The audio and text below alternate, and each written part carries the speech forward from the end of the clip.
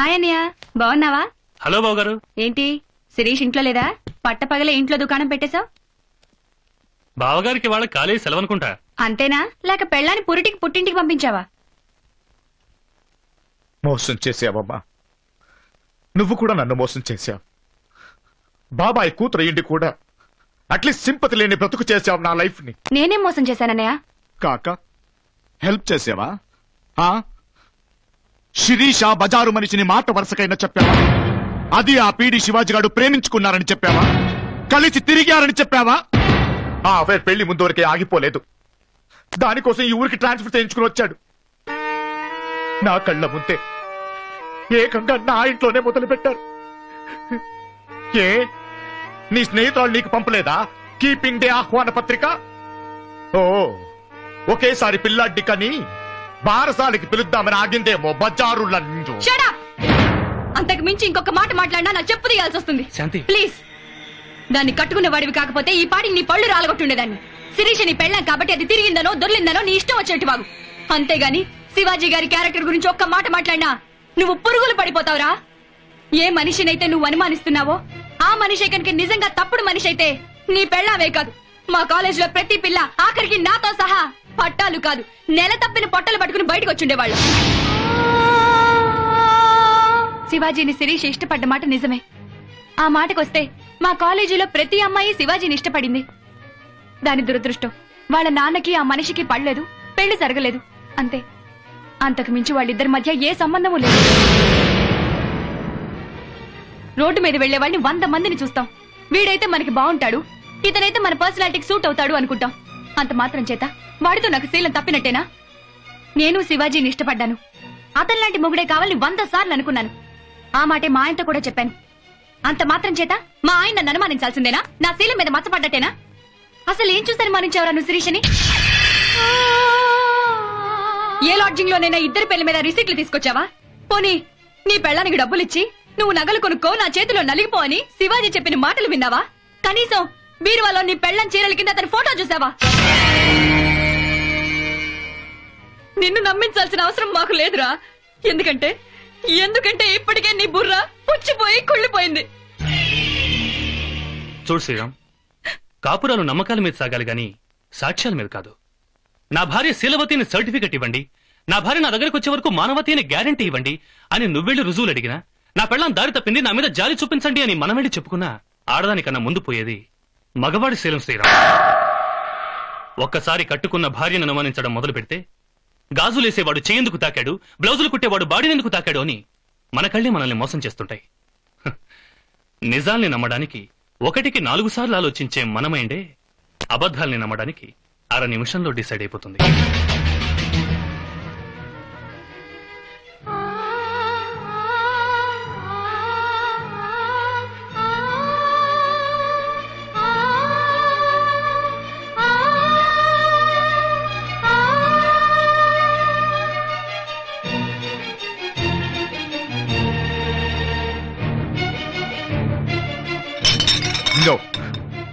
నేను తప్పు చేశాను. Oh my god, I have done a great mistake. నేను పంపించిన వాళ్ళు శిరీష్ శివాజీని చంపేస్తారేమో. Oh my God.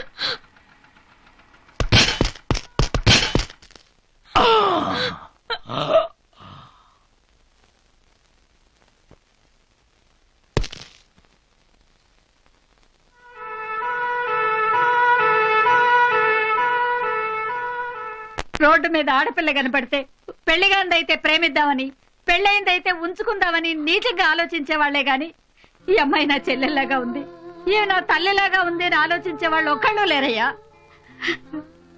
ఆటోలోంచి చీర చెంగు బయట పెడితే ఈ పిల్ల ఎలా ఉందో చూద్దామని వెంటపడి ఆటోలోకి తొంగి చూసే నీచమైన మనస్తత్వం నా బిడ్డకు లేదు. వాడు నీతిమంతుడన్న విశ్వాసంతోనే చెప్తున్నాను. నిజంగా వాడు నీతి తప్పిన వాడే అయితే అక్కడే ఆపరేషన్ బల్ల మీదే చచ్చిపోవాలని కోరుకుంటున్నాను.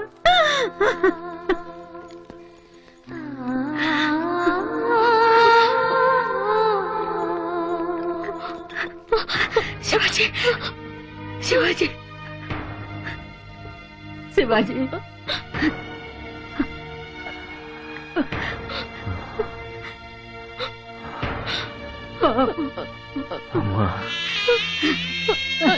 అన్నయ్య బాగున్నారా?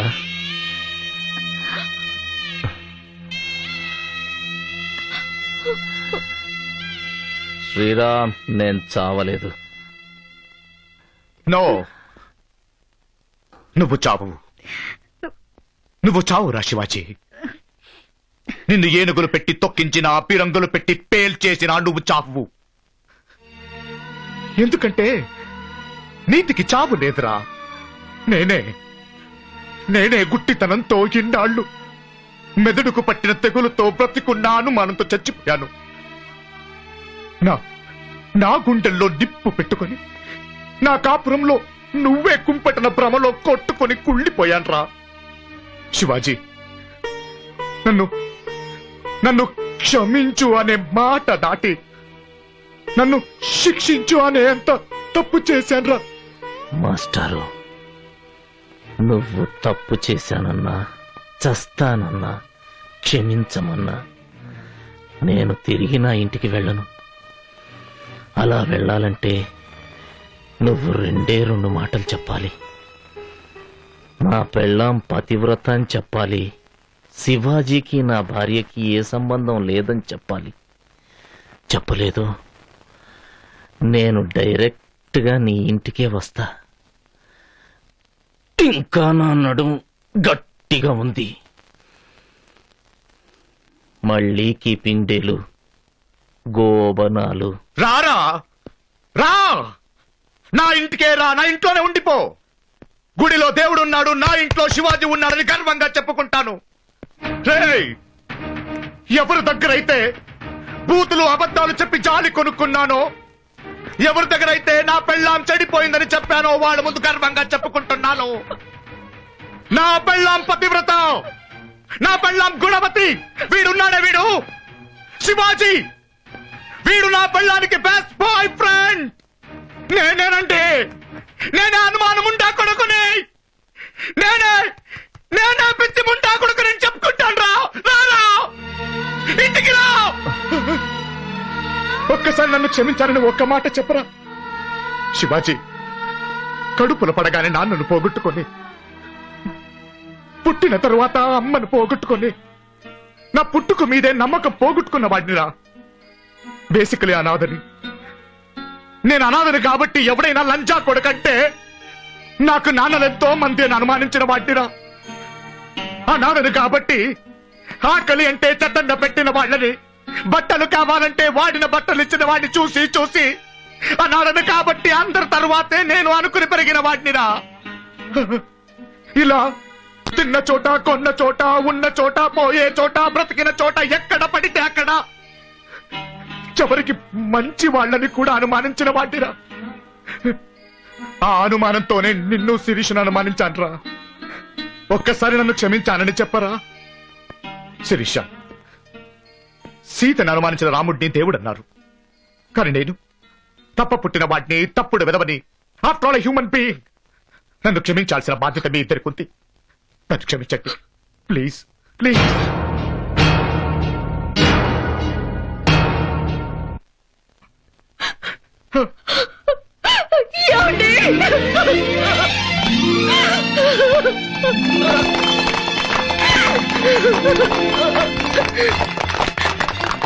సందేహ్ రామ్. శివాజీ, ఇప్పుడు మనం వెళ్లాల్సింది నీ ఇంటికో నా ఇంటికో కాదు, పెళ్లి మంటపానికి. ఎస్, ఆ సురేష్ గాడిని నీకు తప్పుడు పాఠం చెప్పినందుకు నాకు గుణపాఠం వచ్చిందని ఒప్పించి, కాదంటే మద్దలించి నా చెల్లినిచ్చి పెళ్లి చేస్తాను.